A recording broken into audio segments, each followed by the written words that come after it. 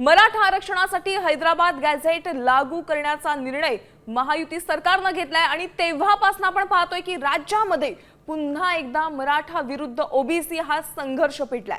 ऐन दिवाळीच्या तोंडावर बीड मध्ये आज छगन भुजबळ यांच्या उपस्थितीमध्ये महाएल्गार मेळावा होणार आहे। अगदी थोड्याच वेळात या मोर्चाला सुरुवात होणार असून या मोर्चासाठी छगन भुजबळ आता बीड मध्ये दाखल झालेले आहेत।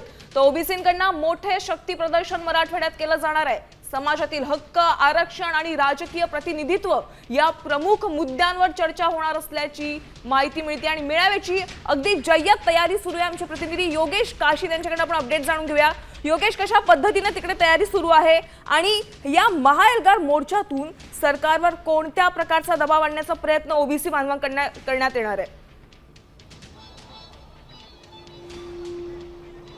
नक्कीच आज बीडच्या छत्रपती संभाजी महाराज क्रीडांगणावरती मंत्री छगन भुजबळ यांची महाइशारा सभा होते आणि या सभेसाठी आपण बघू शकतो की माजी मंत्री धनंजय मुंडे असतील, आमदार गोपीचंद पडळकर असतील, हे आज बीडमध्ये येतात आणि मंत्री छगन भुजबळ हे बीडमध्ये दाखल झालेले आहेत। तर थोड्या वेळापूर्वी माजी मंत्री धनंजय मुंडे देखील बीडमध्ये दाखल झालेले आहेत आणि याच मंचावरनं या ठिकाणी सरकारला इशारा देऊ पाहताना एकंदरीत पाहायला गेलं तर बीडमधील ही इशारा सभा महाएल्गार मेळावा पाहायला मिळतोय आणि याच ठिकाणी आता ओबीसी समाज बांधव जे आहे ते जमण्यास सुरुवात झालेली आहे। मोठी गर्दी या ठिकाणी होण्याची शक्यता वर्तवली जात आहे आणि मोठ्या घोषणा त्याचबरोबर छगन भुजबळ यांच्या हातामध्ये फलक, एकच पर्व ओबीसी सर्व अशा प्रकारचे झेंडे जे आहेत ते या मैदानावरती पाहायला मिळत आहेत आणि अवघ्या काही तासामध्ये या सभेला सुरुवात होणार असून आता ओबीसी बांधव या सभेसाठी गर्दी करताना पाहायला मिळतात।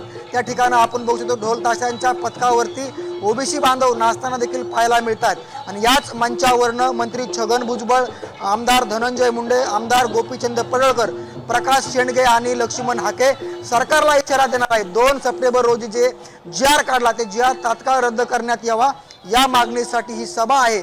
नक्कीच मंत्री छगन भुजबळ या बीडमधल्या सभेमधनं काय इशारा देतात याकडे संपूर्ण राज्याचं लक्ष लागलेलं आहे। मात्र मनोज जरांगे पाटील यांच्या बाले किल्ल्यामध्ये ही सभा होती आणि या सभेला धनंजय मुंडे यांची उपस्थिती असल्यामुळे आता मुंडे समर्थक देखील या ठिकाणी सभेला उपस्थित राहणार आहेत आणि अवघ्या काही तासामध्ये भाषणाला सुरुवात होणार असून मुख्य भाषण हे मंत्री छगन भुजबळ यांचं असणार आहे। तर त्या अगोदर धनंजय मुंडे हे बोलतील।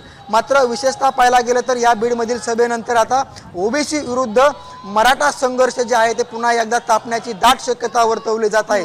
एकीकडे मंत्री छगन भुजबळ सरकारमध्ये असून निश्चितच योगेश, तर आता अगदी थोड्या वेळामध्ये छगन भुजबळ त्या व्यासपीठावर पोहोचणार आहेत आणि ओबीसींच्या या महाएल्गार मोर्चाला अगदी थोड्या वेळात सुरुवात होणार आहे। मात्र या मोर्चाचा भविष्यातील राजकारणावर आणि आगामी निवडणुकीवर कसा परिणाम होणार आहे हे पाहणं अतिशय महत्त्वाचं आहे। धन्यवाद या सविस्तर माहितीसाठी।